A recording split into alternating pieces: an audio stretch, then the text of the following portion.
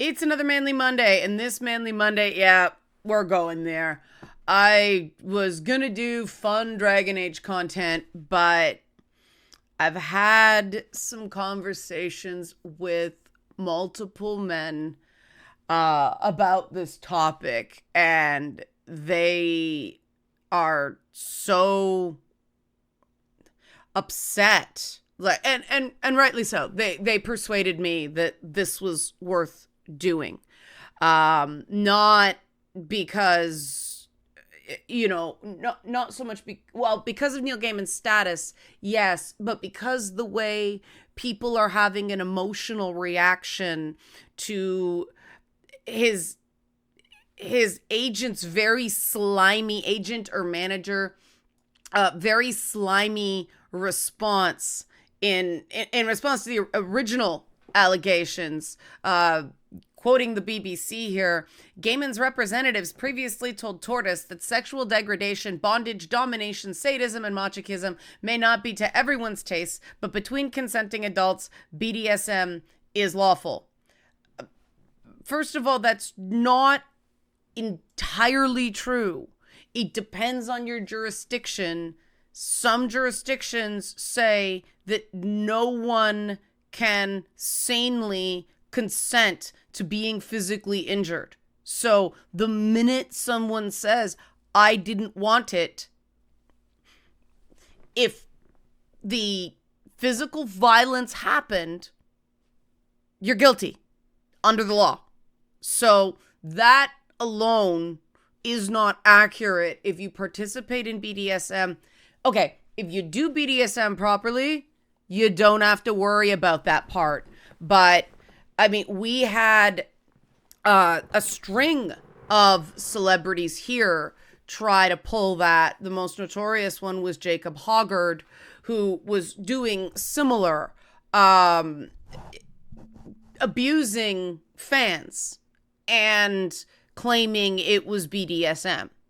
Now, full disclosure, I don't do BDSM, okay? I've covered this.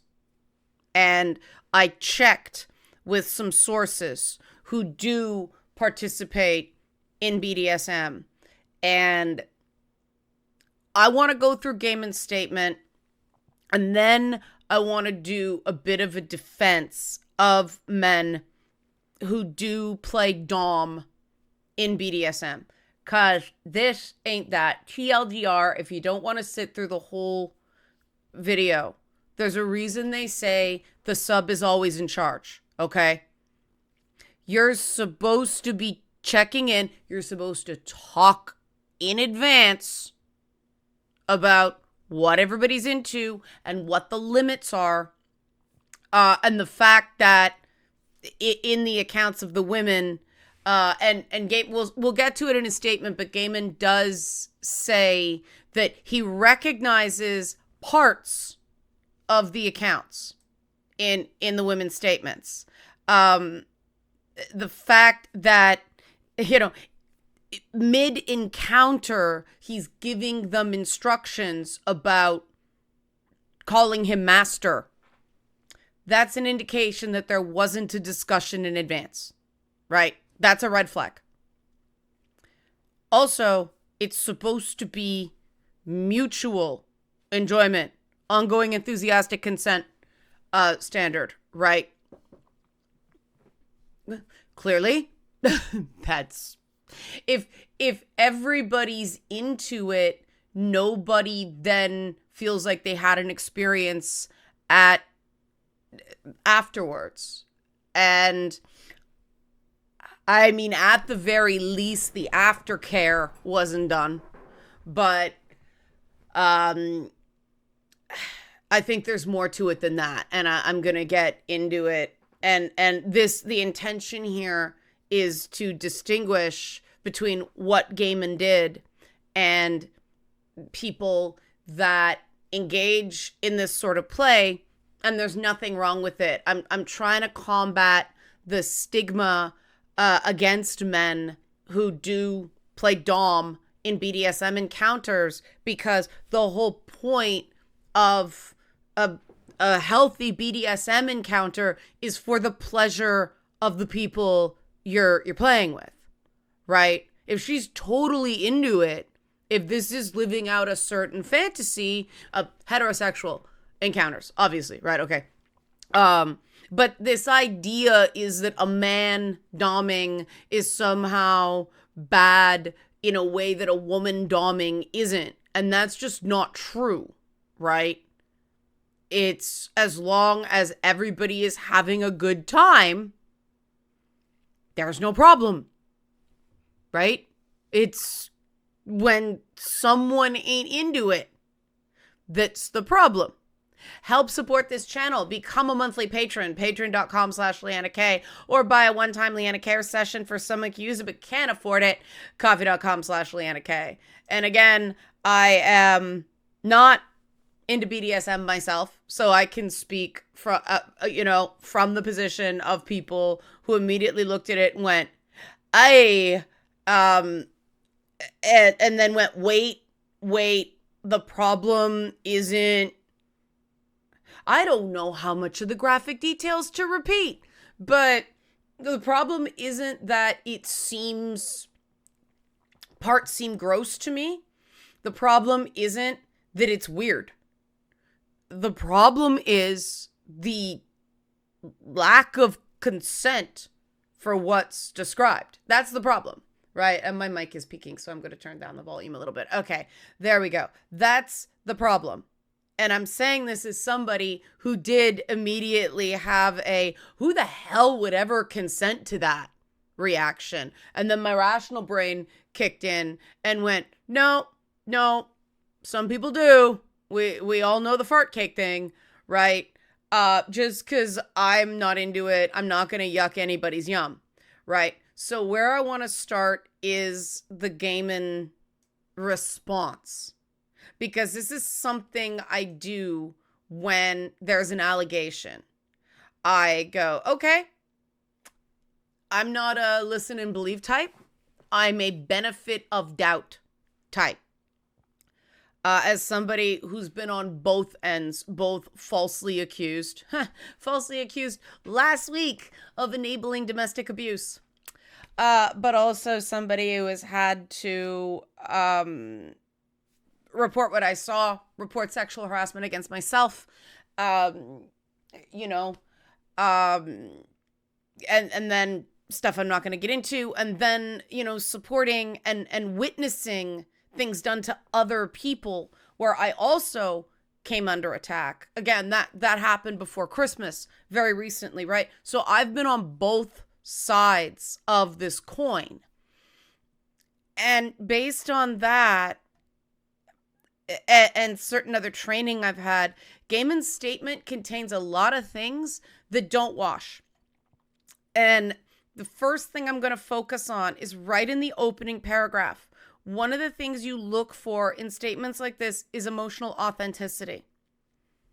Remember, if you watched Friday's video and I said, I admit it, they're saying I have an anger problem. I am pissed off, but I'm in control, right? You would expect anyone who's been falsely accused of something heinous like this to have a certain strong emotional response, right? And if they're being honest, that's going to come up in the statement. And that's the first red flag. It's not there. This is what he said. Okay, this is from journal.neilgaiman.com. And it's called Breaking the Silence. It's logged. It's like 2025-01. So it's this is the one that all the articles refer to. Okay. Over the past many months, I have watched the stories circulating the internet about me with horror and dismay. All right, you can understand somebody would be horrified and dismayed.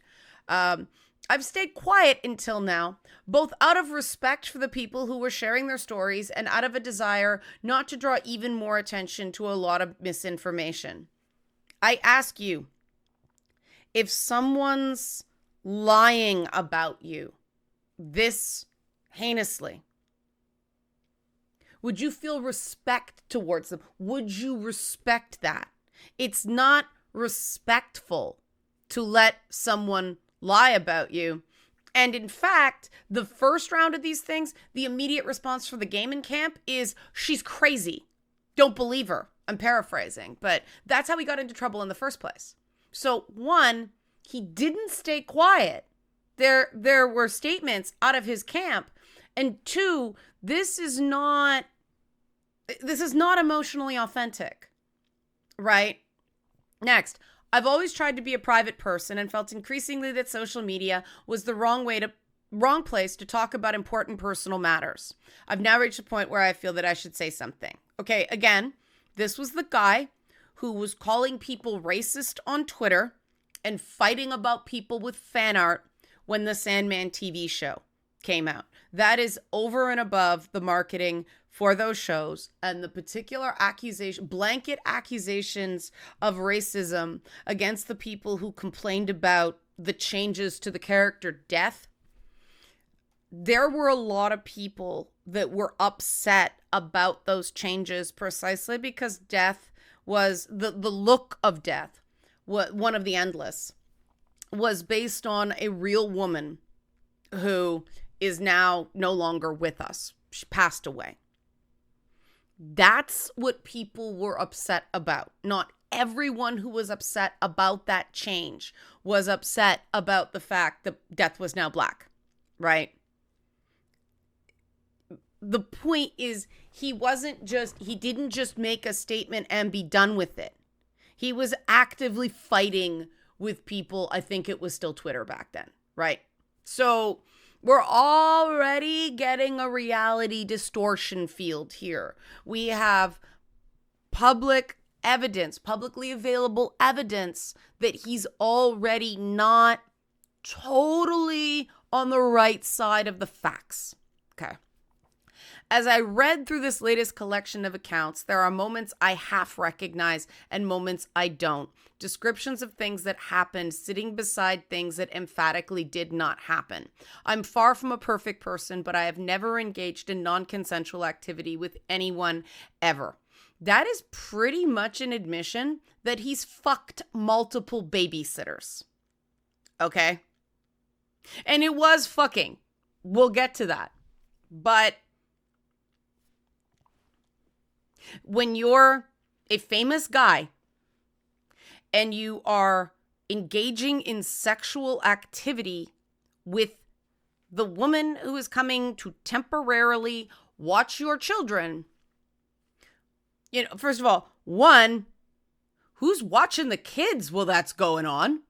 If you need a babysitter and you're there, right? You're there, but you need a babysitter, but both of you are doing the butt nasty in a tub. Who's watching the kid? Okay, maybe the kid's asleep. I don't know, but it seems like this happened not when people were asleep. Like, see what I mean? The minute you're there, the babysitter goes home.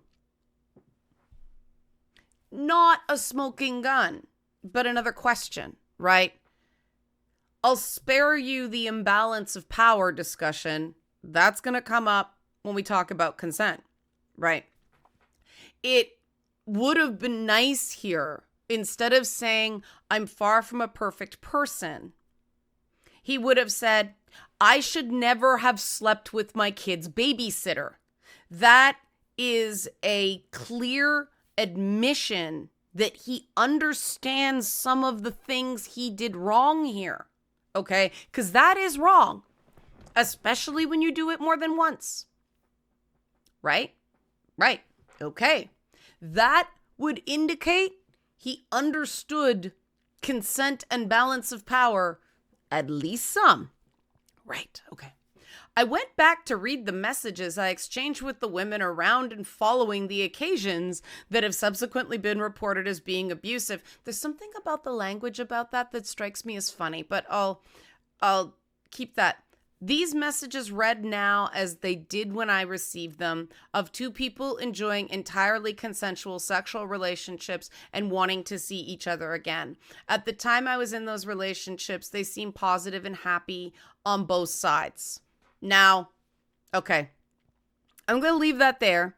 There's certain inherent problems there, but the stronger problem is the paragraph that comes after this. Remember, this guy is an award-winning writer.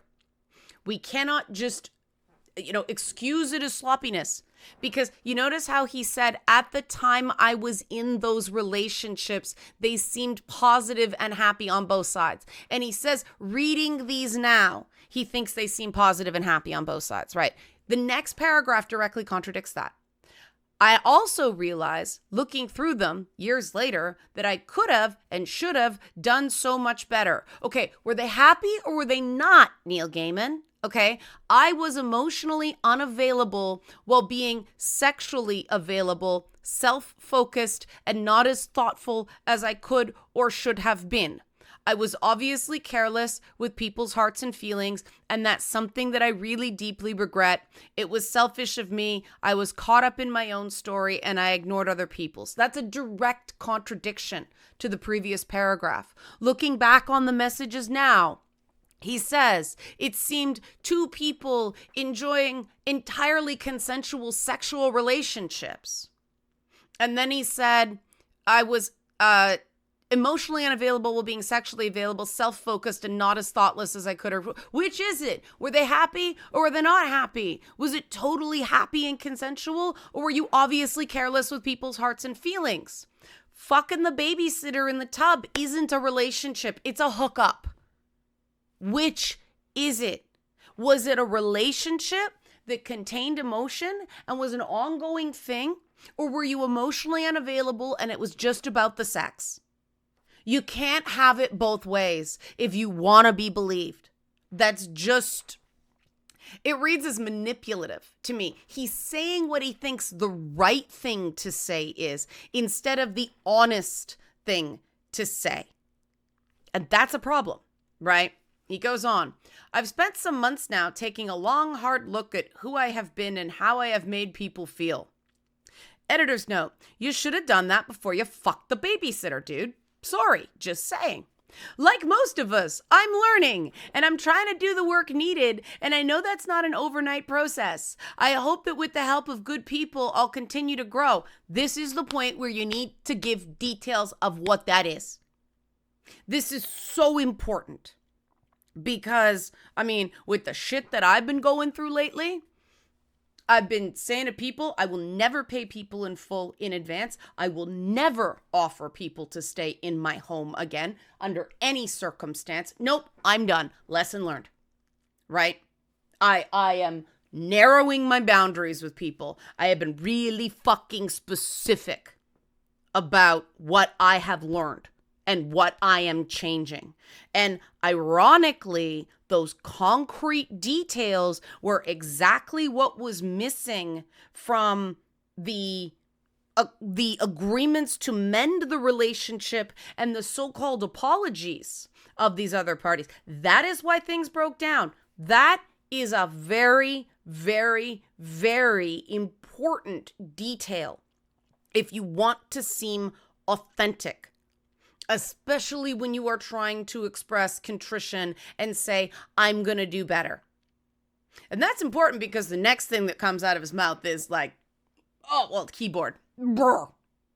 It would be better if he was just doing what I'm doing, spitballing right now. Part of the reason I don't heavily edit my videos and I don't script things too often is because I want people to see my off-the-cuff expressions. It's harder to fake when you are just pantsing this shit, right? Some people can. I ain't that good. Something's gonna slip. And he says, I understand that not everyone will believe me or even care what I say, but I'm doing the work anyway for myself, my family, and the people I love. That is bullshit. That is the man doth protest too much, methinks, okay? If part of the reason I haven't said more about the shit that I was going through is I knew people wouldn't believe me. Okay. I know a lot of people do not care, which is why I didn't say anything unless I felt I absolutely had to. Pretty much when people are accusing me of either committing crimes or covering them up, right? Domestic abuse is a crime. It can be anyway. But I do the work for myself, my family, and the people I love in private, right? I don't put it on a blog to get myself out of trouble. That is just a statement where even if I was inclined to believe some of the stuff, like, okay, he wrote it really fast, he was upset. At that point, it's like, no. That is inauthentic, right? It's just, I'm going to be doing the work anyway. You make these statements because you want to be believed. And that's what makes them so hard. You know people won't. You're hoping desperately that enough people will, because you're trying to defend yourself and your reputation, and you know you're telling the truth. You may not have a perfect command of the facts. You know you've made some mistakes, but you are not this monster that people are claiming you are. And the idea that some people will not believe you, even though you know in your heart you're telling the truth, that, take it from me, is one of the worst feelings in the world. Being that casual about it is inauthentic, okay? And I will be doing my very best to deserve their trust as well as the trust of my readers. That was a bit of a slip. Are you saying you don't deserve their trust now? Maybe, maybe not. Okay. At the same time, here's the but. Here's the but. I mean, he already started multiple sentence with and. Well, sorry, one paragraph with and. But here's the but. Again, he's a writer. He knows how to be authentic and how to manipulate, right? Here we go. At the same time, as I reflect on my past, and as I re-review everything that actually happened, as opposed to what is being alleged, I don't accept that there was any abuse. After all this, I'm trying to be better. After all this, I see where I went wrong. I didn't do anything wrong. Because, dude, the only thing that people are mad at you for is the abuse. Not that you like doing girls up the butt with butter as lube, okay? That is no one's business. The whole allegation is the abuse. So if you didn't abuse anybody, you have nothing to improve here. Which is it, asshole? I shouldn't have called him an asshole, but that, see? Authentic moment. I apologize for that. Oh, you know what? Maybe not. I'm referring to him as apparently one of his favorite things. Ah-cha-cha. Okay. So, you know, that just, to repeat, I have never engaged in non-consensual activity with anybody. But I was emotionally unavailable, right? What did he say? I've never been non-consensual, but I was emotionally unavailable while being sexually available, self-focused, and not as thoughtful as I could or should have been. I was obviously careless with people's hearts and feelings, and that's something I really deeply regret. Okay. If you believe all that about yourself, Neil Gaiman, how are you sure you didn't do anything remotely abusive? How are you sure that doing your nanny up the butt in a bathtub was consensual? She worked for you, dude. She was your ex-wife's friend and knew you were famous. And maybe she needed the money real bad. Oh, sorry, Amanda Palmer is not quite his ex-wife. That was a mistake on my part. They're going through a divorce, which is why Amanda Palmer is saying she can't comment at this time. And that very well may be true. I have issues with Amanda Palmer as the Asterion to Neil Gaiman's Cazador, but this is not the time to talk about that. All right. So that was a Baldur's Gate 3 reference for people who don't know the game. Okay. Last paragraph, and then we'll get into this idea of consent. Okay? Because that's where I'm going to defend guys who like to dom. Okay? I already did, but you know what I mean. Some of the horrible stories now being told simply never happened, while others have been so distorted from what actually took place that they bear no relationship to reality. I am prepared to take responsibility for any missteps I made. Dude, you just said you made no missteps. You said there was no abuse. Which is it? Holy fucking shit, man. You're a Hugo Award winner. Write better than this. I am offended just on a craft point with this dreck, okay? Never mind that you're being a stark raving asshole and he should give back to the award after this shit writing, okay? Like, just, I'm not willing to turn my back on the truth, and I can't accept being described as someone I'm not, and I cannot and will not admit to doing things I didn't do. The thing is, he never directly negates a single allegation. If he did not have sex in front of his child, you'd think he'd say that. That's one of the allegations. One was an allegation that he initiated sexual activity with his kid in the same bed. Another was that I think it was he did the babysitter again in the kitchen with his kid around. You would think that someone who is innocent would say, I never had sex with my child in the room. You'd think you'd want that out there.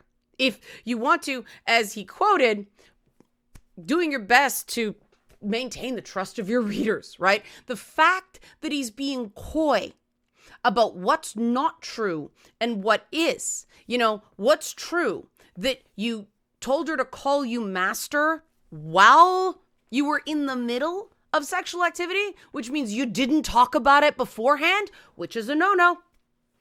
Did you keep pushing?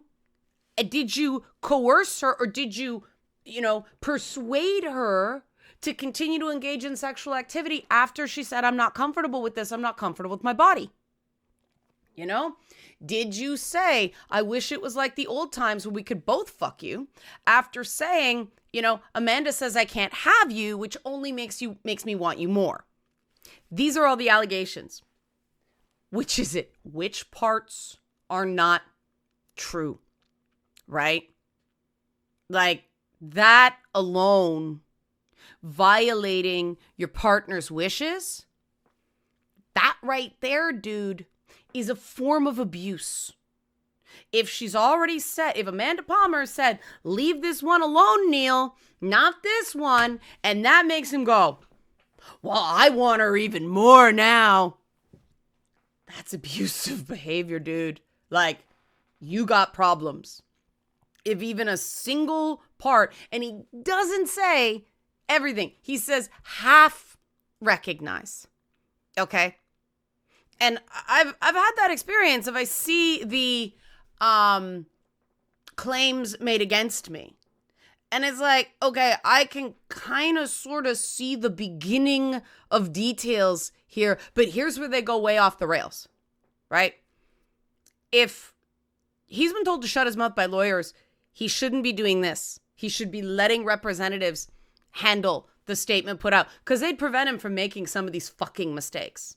Okay? I've always thought Neil Gaiman was incredibly overrated as a writer, even though I really worshiped Sandman as a kid. How much did I worship Sandman? A friend used me as a model in a photography project. Well, I was pale enough to be one of the endless, but we did the whole onk on the eye and all that stuff. Like, it was like pure Sandman inspired. No, it wasn't an onk. It was the Eye of Horus. But it was clearly, right, an endless, a death thing, because the onk, that's why I thought of the onk. And ironically, I got into Neil Gaiman because of Tori Amos and the line in Tear in Your Hand being about Neil Gaiman. I'm like, oh, Tori Amos, Neil Gaiman, who's this guy? Oh, okay. Gives you an idea of the time that I was really into this stuff. And when the Sandman TV show came out, I was pretty, by the way, that's the end of the statement. But when the Sandman TV show came out, there were some things that, whoops, why'd I do that? Switch. All right, sorry, I had to do a bit of a cut there because I messed something up. Anyway, when the Sandman TV show came out, I said to people pretty publicly that I was worried that it wasn't going to hold up, that I was going to realize the stuff I really worshipped as a kid, as a teenager, was kind of bad for me. And that's exactly what happened. I was really rocked by how abusive Dream appeared to be. And Dream is, Neil Gaiman is on record by saying Dream is partially a self-insert in Sandman. It's him, Robert Smith from The Cure, and I forget the third influence. And there were certain characters, you know, the butler, Lucian, the librarian, but he's a manservant, right? And in the TV show, that was race swapped to a black woman, right? Sort of gender non-conforming in performance, but black woman. The woman that he's got locked away for 10,000 years for defying him, you know, that's in there too. He didn't go, you know what?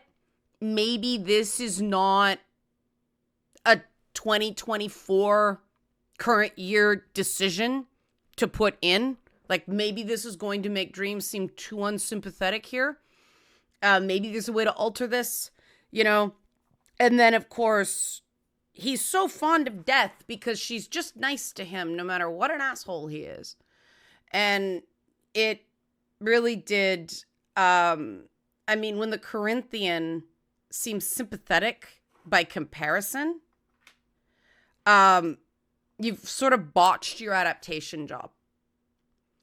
And, you know, I really had to do some soul searching about whether the Sandman primed me for accepting abusive behavior or what.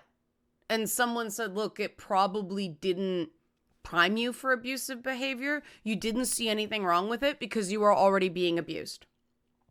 And that felt, I think it was Eileen that said that, but you know, okay. So,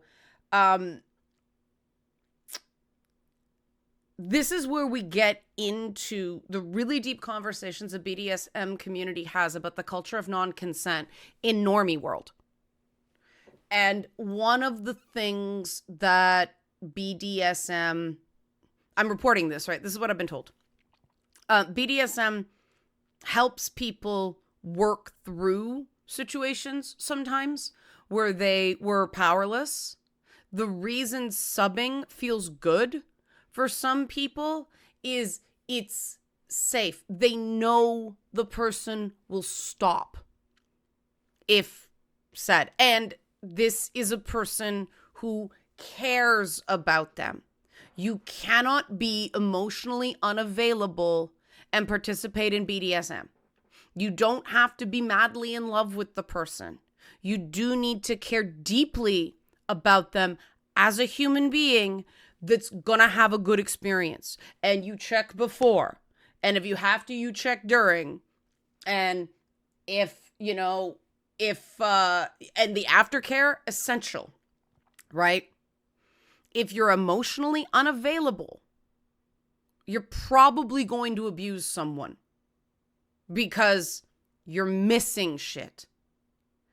And you do not, I checked as well, the people I talked to check this out were like, you don't dom people who work for you.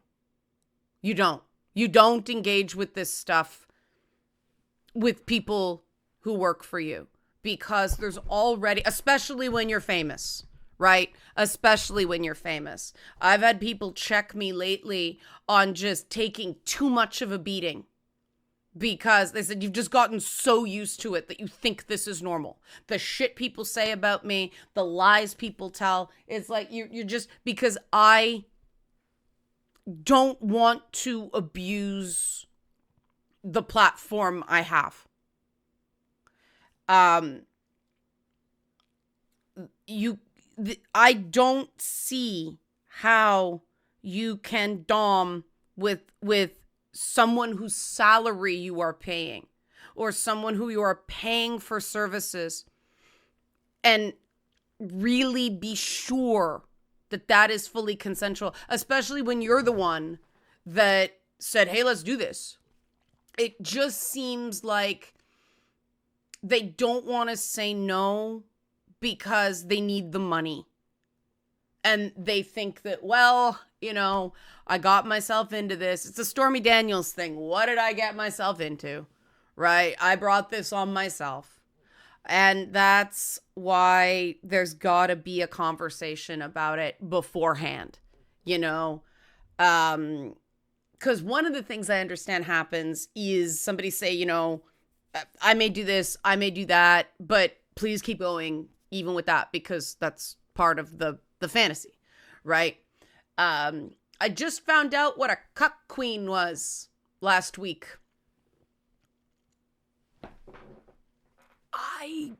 I said at the time, I don't kink shame, but sometimes I get very kink confused, right? People have to explain these things to me, because I'm like, there's this whole new world with butter butts, I just like, all right, sure. Sure. I mean, wouldn't it be cold? And wouldn't it be messy? Like, I don't know. And it's like fat based. Like, lube's got to be water based. Well, I guess. Oh God, if they use butter, that means there was no condom. If you're doing casual hookups, condoms, people, condoms, especially when that's going on. Okay, like any rear entry, hygiene. Is it's all these things that all the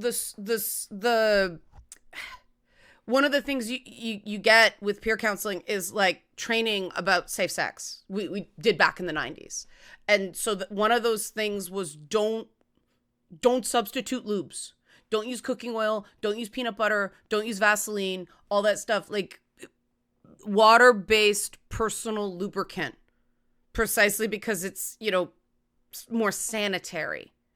So like all of this stuff is,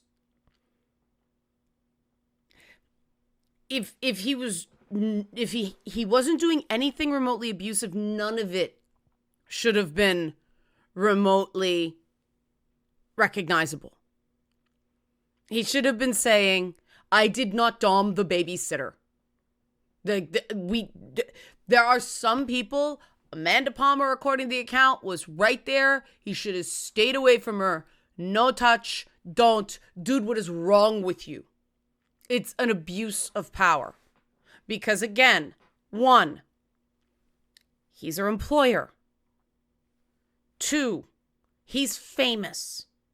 And even if she's not personally a fan, this is something that gets thrown in my face all the time, that I somehow abuse my power because I used to be on TV and I'm a radio personality and I do YouTube and Twitch. Like, that gets thrown at me whenever I dare to say no to someone. Now, that is abusive behavior, right? That is too far the other way.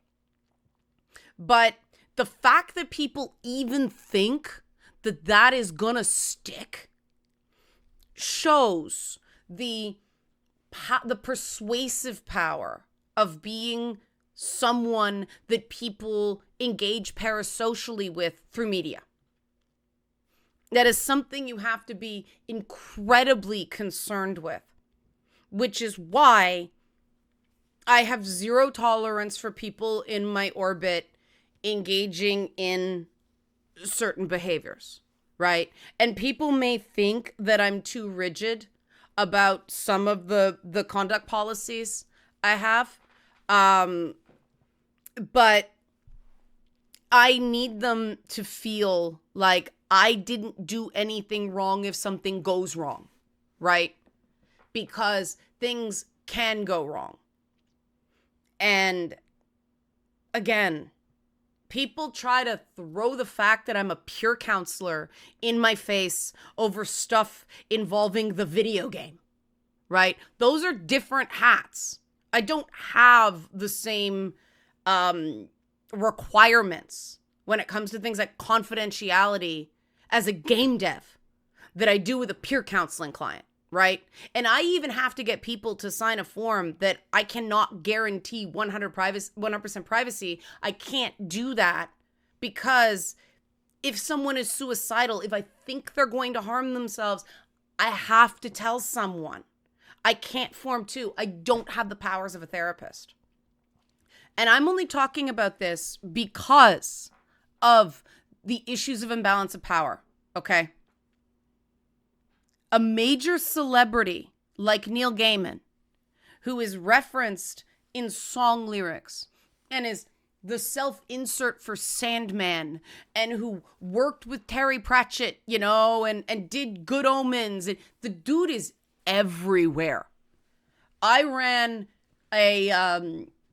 something called the Aurora Awards at it was called Anticipation, but it was Worldcon Montreal years ago. And Neil Gaiman was one of the guests of honors.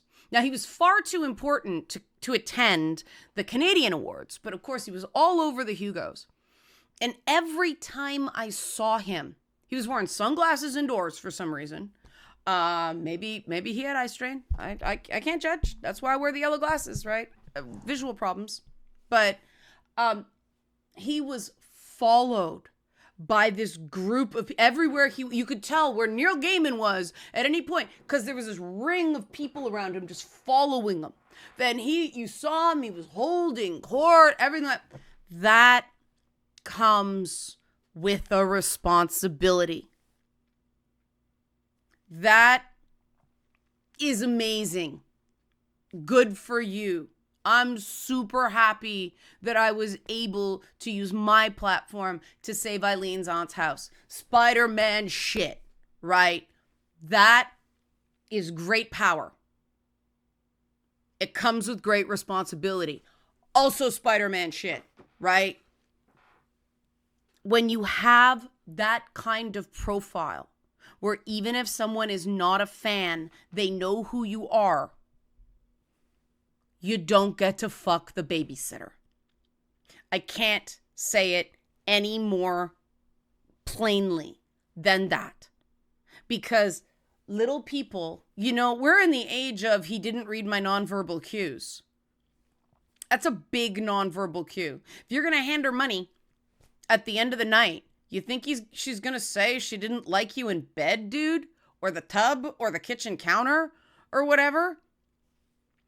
And if these women have had prior experiences with sexual abuse, they may get a freeze response and then a fawn response, which means they will agree to it because they're afraid if they don't, it's gonna be worse. And this is something that's poorly understood, but it is very well understood in the BDSM community because of the number of people who use BDSM as a form of sort of working through, like putting their body back in the state that made them afraid. It's almost like a bit of exposure therapy. If it feels good, if you feel safe, then you can move on with things. You're sort of resetting the association. And again, I don't do this. I've heard this from people because when I hear somebody is into it, I'm like, tell me more. I want to learn, right? Total non-judgment. Total non-judgment. Like I said, I don't kink shame. I'm just kink confused, okay? And if the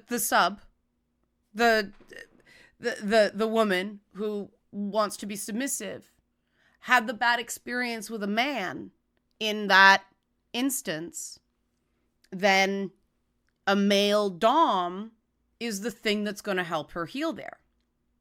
And not everybody who wants to sub is doing it for this reason. This is a subset, right? Pardon the pun. But think about the trust there, right? I mean, that is a very caring relationship, right? Nobody's gonna participate in that if they don't care about you on some level. And it's real easy for people who want to abuse to turn off their own emotions and then project and go, you don't care, you never cared. But it's not true, right? If you are in situations with someone who's vulnerable, especially when it's stuff that's kinky or weird, you do care.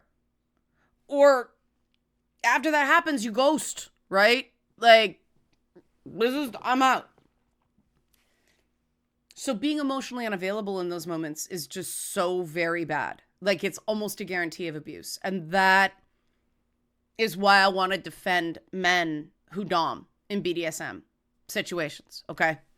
Because either it's with their partner and they're both into it. Sometimes she's more into it and he does it because she's into it, even if he may not super be into it. Sometimes they're both into it and it works. And part of the reason they're a couple is because they're compatible that way. Sometimes the reason people engage in polyamory in the BDSM community is because they have incompatible kinks this way and they just want to scratch that itch. But that tends to be in a very close-knit, closed circle of people because of the social stigma surrounding all of that, right? Some people are like, what's wrong with you if a woman wants to engage in rough submissive play? I admit that's an assumption I have to check, right? Because I'm not into that at all. And that's something I had to learn. See, I can admit what I had to learn, right? The knee jerk is something's got to be really wrong there. And I realize that's even wrong of me to say, because sometimes that there is something really wrong there. And that woman is using this to make it right. And I'm not in a position to judge whether that's right or wrong. When someone is trying to heal from trauma, quite frankly, anything that helps and doesn't enable is a good thing, right? Even if it doesn't work for me, if it truly works for them, if we're seeing progress, then great. And one of the things that does happen sometimes is, okay, it works and then it doesn't work and the person doesn't want to do it anymore. And that's fair, right? None of this understanding is in Neil Gaiman's statement. And the reason we have to push back so hard on these men that are self-described emotionally unavailable, and then claim BDSM, that's where I call bullshit, because the people that I've talked to about BDSM, they said it's an incredibly powerful experience. Based on what they've told me, I don't know how you can check out that way, right? Because you got to do the aftercare. But because it's so wrong, all the signals are so wrong, and these men don't care that they're stigmatizing safe, sane, consensual BDSM. And somebody who is actually involved in the community would be concerned about that, right? They wouldn't use that as a shield precisely for that reason, at least based on the people I have talked to, right? But BDSM does talk about, in BDSM circles, the culture of non-consent, the idea that it's considered romantic, that, there's just this wild sex. I mean, in A Court of Thorn and Roses, is it that or the second book? But the paint scene where they have sex in paint, and neither of them talks about whether a potentially toxic substance coming in contact with sensitive body parts is something they're both into, right? That may be fine in a romantasy novel with fairy people, but it's not cool in real life. You do not put unusual substances like that anywhere near another person's body without making sure they're into it, right? Like, those seem like oil paints, and that's toxic, right? Okay, fairy magic, but still, right? We have this idea that men have to cajole women into it. You have to make her want it. No. Same thing about, same-sex partnerships as well. But it's especially bad in heterosexual relationships, the chase and all that stuff, instead of it being focus on what they did say yes to. This idea that, oh, unless you get sex, y'all know I hate that term, because that's an act with another person, and the other person always has to matter. Again, you don't have to be in love. You have to care about them as a person, right? And caring about them as a person means they have the right to say no to things. And when they say no, you have to respect that. But, consent goes beyond that, because when someone agrees to something under certain conditions and you violate those conditions, you have violated consent. If, for instance, okay, I'll have anal sex with you, but we got to use proper lube. No more butter this time. And you use butter again, you're violating consent, right? So guys who are into doming in BDSM, I salute you guys. You are not reflected by what Neil Gaiman wrote, okay? I understand why there's a lot of upset about the stigma that this whole thing has created. I do think that it's very important that, as disturbing as the accusations were, they are made public. Because, like I said, an honest account deals with exactly what happened, right? And again, the lack of detail in Gaiman's statement makes it less credible. It would have been better if he pulled an Amanda Palmer and went, there's a custody dispute, not custody, a divorce proceeding. I can't talk about it. He's on the same side of that divorce proceeding. Why is he talking about it, right? Someone there's not telling the truth. And so, I mean, anything he can say here, like anything he says in this statement, can be used in that divorce proceeding. So it's better he says nothing at all. She put out the smarter statement in this case.